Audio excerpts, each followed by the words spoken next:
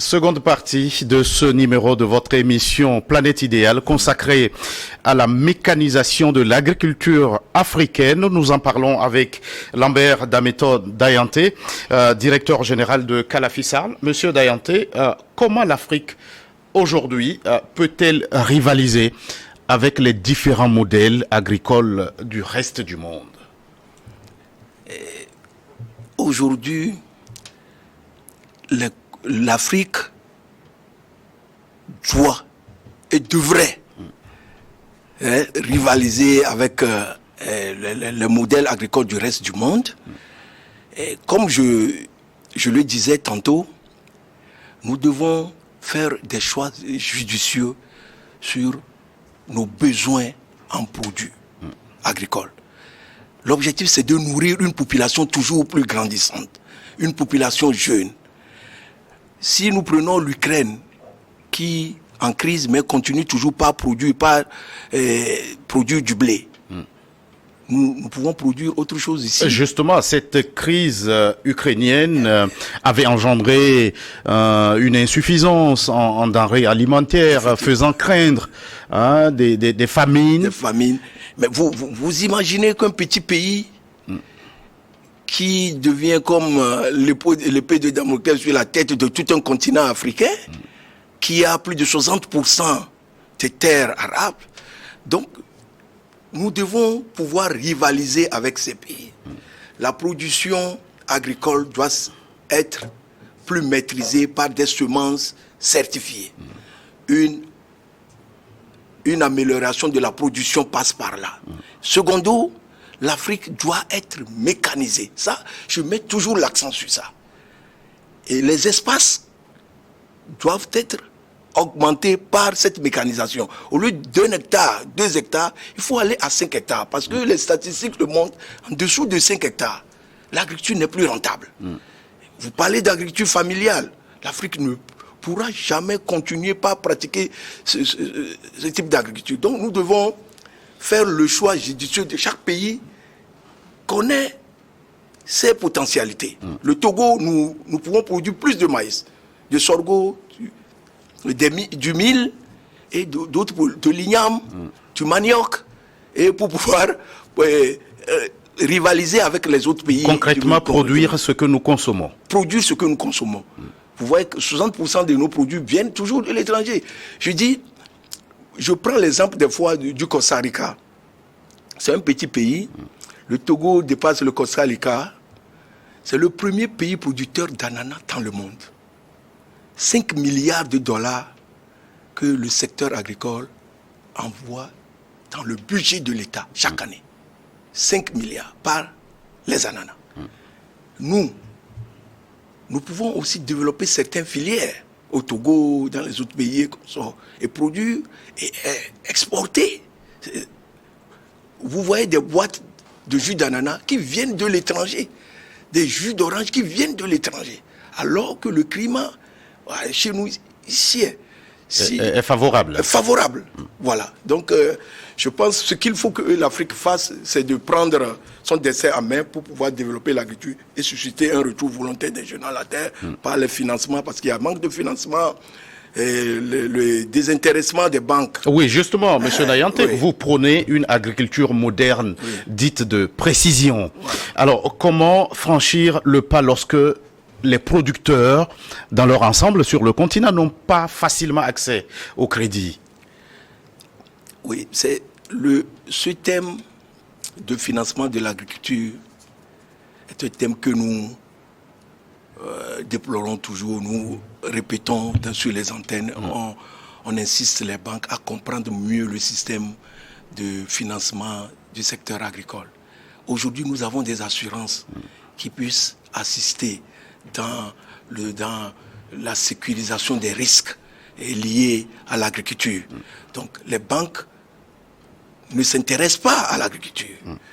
Les financements alloués par les États dans ce secteur aussi ne sont pas tellement à la hauteur.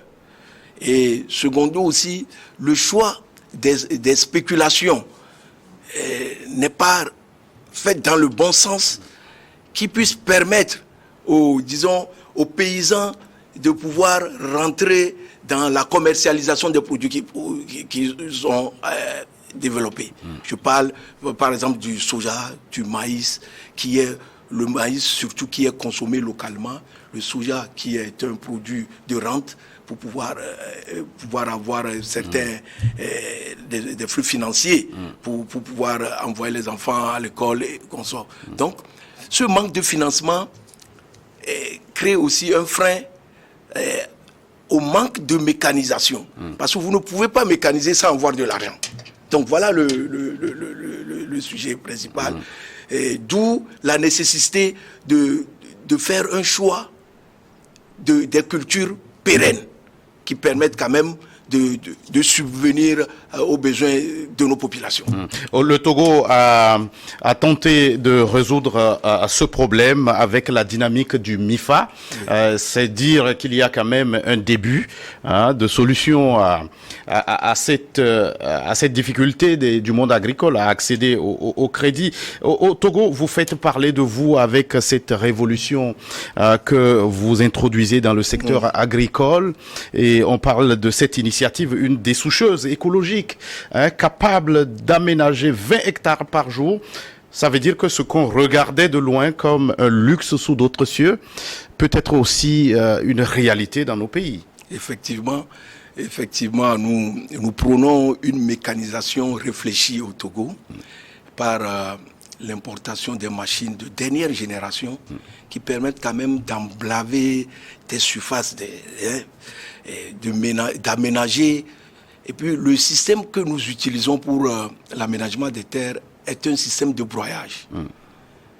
Vous avez vu qu'il y a la création des sites agricoles par des bulles qui ont l'habitude de racler et de pousser les éléments, les herbes, le sol jusqu'à un certain niveau afin d'avoir l'assise de la superficie qu'on veut exploiter. Mais la dessoucheuse sur chenille broie, malaxe et enfuit les éléments dans le sol. Ça fait que vous créez automatiquement de l'humus. C'est humus qui vous permet de fertiliser en même temps le sol automatiquement. Donc voilà, c'est des sujets que nous amenons. Et selon la superficie de 5 à 20 hectares, vous pouvez emblaver un site en un temps record. Donc voilà ce que nous prônons. Et puis là, l'appui aussi à des tracteurs sophistiqués qui n'est pas donné quand même à tout le monde, qui puissent quand même faire des travaux de labour. Mais l'avantage de la déchiqueteuse, c'est que après le passage, vous pouvez faire des semis. Et c'est idéal.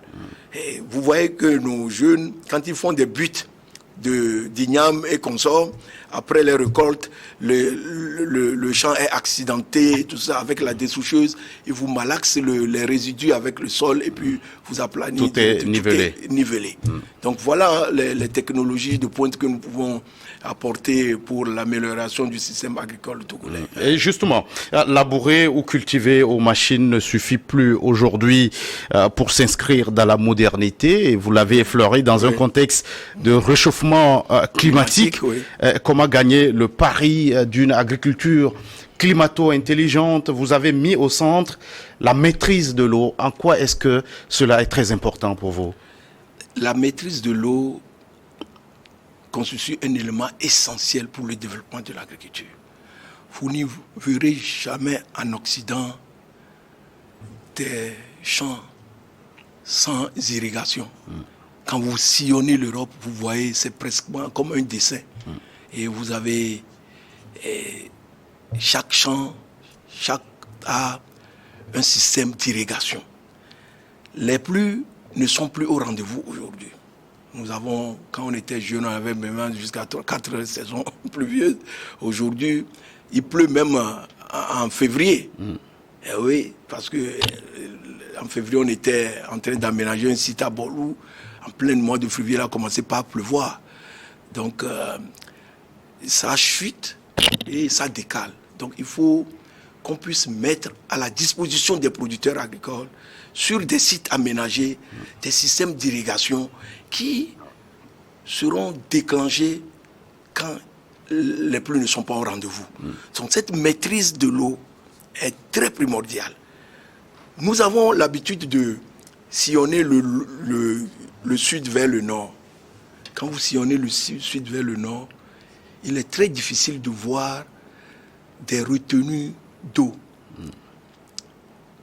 mises à la disposition des producteurs agricoles. C'est très important. Sur la nationale numéro 1, vous voyez, dans des pays, ça veut dire que toute l'eau de pluie que nous avons pendant toute l'année s'évapore.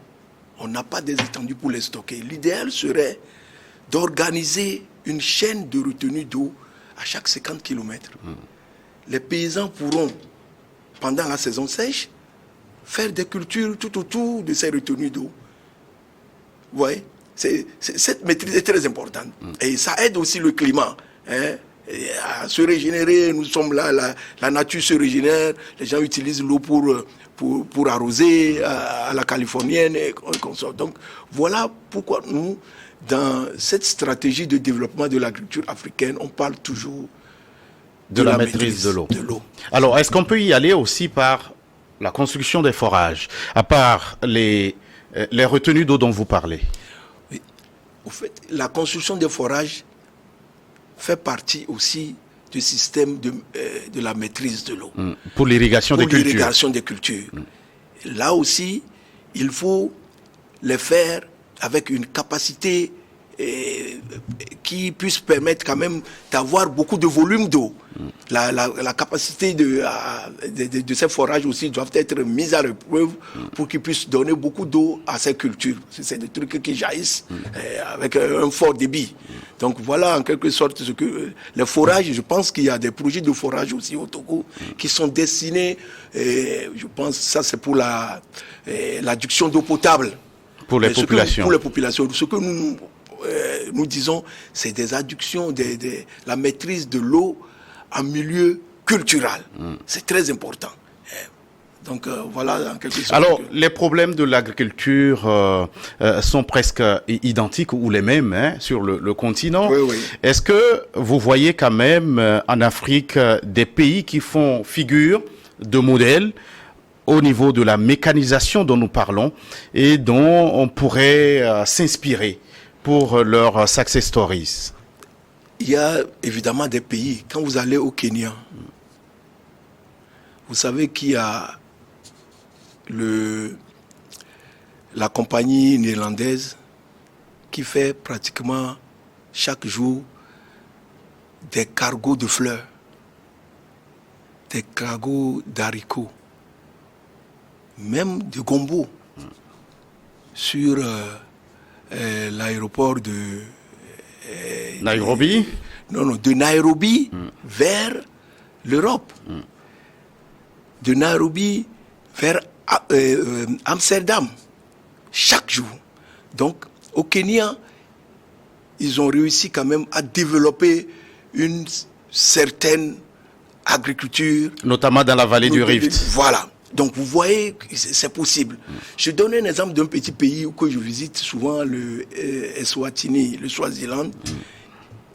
Un petit pays, je pense que le Togo est 2 fois plus grand que ce pays. Ils ont 3 usines de transformation de sucre. 3. Et c'est le 4e pays producteur du sucre en Afrique.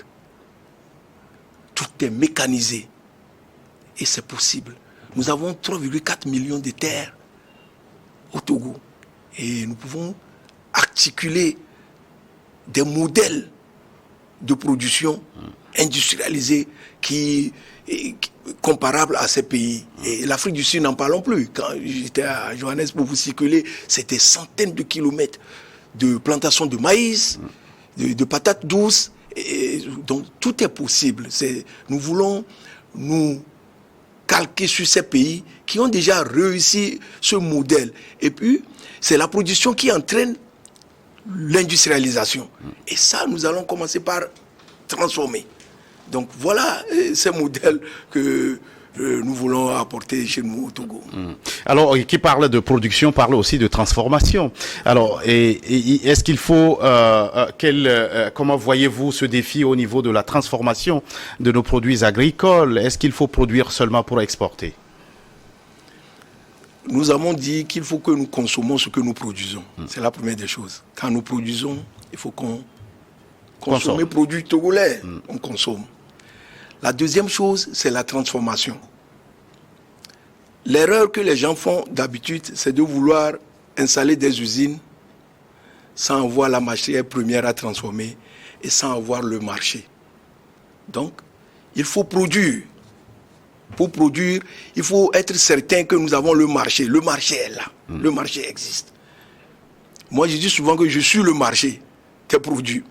Donc, quand vous produisez, vous devez maintenant industrialiser et avec l'industrialisation, nous commercialisons. Donc, je pense qu'il faut oser créer une nouvelle classe de producteurs agricoles industrialisés au Togo, afin qu'ils soient aussi riches, comme c'était le vœu du président de la République, lors de cette interview qu'il nous a accordée sur New World TV. Alors, Monsieur Nayante, nous tirons vers la fin de cet entretien. Quelle perspective avez-vous pour l'agriculture africaine dans un contexte de pression démographique énorme? Et je pense que l'agriculture africaine, je dis quel type d'agriculture nous voulons. Nous devons avoir une agriculture moderne. Moderne, si nous le voulons, il faut s'en passer de l'utilisation du matériel obsolète. Il faut créer cette vision au sein de la population agricole, les apporter une mécanisation soutenue. Une terre non aménagée n'a pas de valeur. Vous allez voir que si nous les aménageons, nous pouvons nourrir, nous pouvons produire et nourrir plus notre population, susciter un retour volontaire des jeunes à la terre.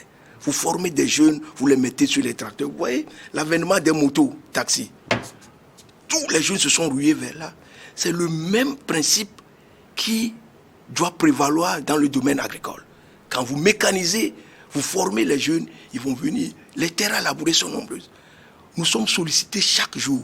Là où je suis, si j'ai 500 tracteurs aujourd'hui, tous ces 500 tracteurs sont en train d'être labourés quelque part.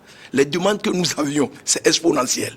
Donc, je pense aujourd'hui qu'il faut tout faire pour changer la vision de l'agriculture africaine, qui est une agriculture qui demande, qui continue par demander. Nous produisons, mais nous n'arrivons pas à satisfaire les besoins de la population. Et c'est des pays qui nous envoient des dons de riz, dons de quoi. Je dis, mais au lieu qu'ils nous donnent ces dons, mais former nos jeunes à produire plus, transformer la valeur monétaire de ces dons en valeur de formation à la jeunesse africaine. Parce qu'on ne peut pas être demandeur chaque temps. Moi qui je suis à l'international, quand je lis ces trucs, je suis écœuré, je vous parle sérieusement, M. Gaëtan. Vous me connaissez. On me donne 5 tonnes de riz. Je fais quoi avec 5 tonnes de riz? Le montant de 5 tonnes de riz peut former au moins 50 jeunes à la maîtrise de la mécanisation agricole. On l'a compris, c'est votre appel, l'appel de Lambert Dameto Nayante, directeur général de Calafis-Sarl. Merci d'être passé sur ce plateau. Merci. Merci à vous qui êtes restés à notre compagnie. À très vite pour un autre numéro de votre émission Planète Idéale.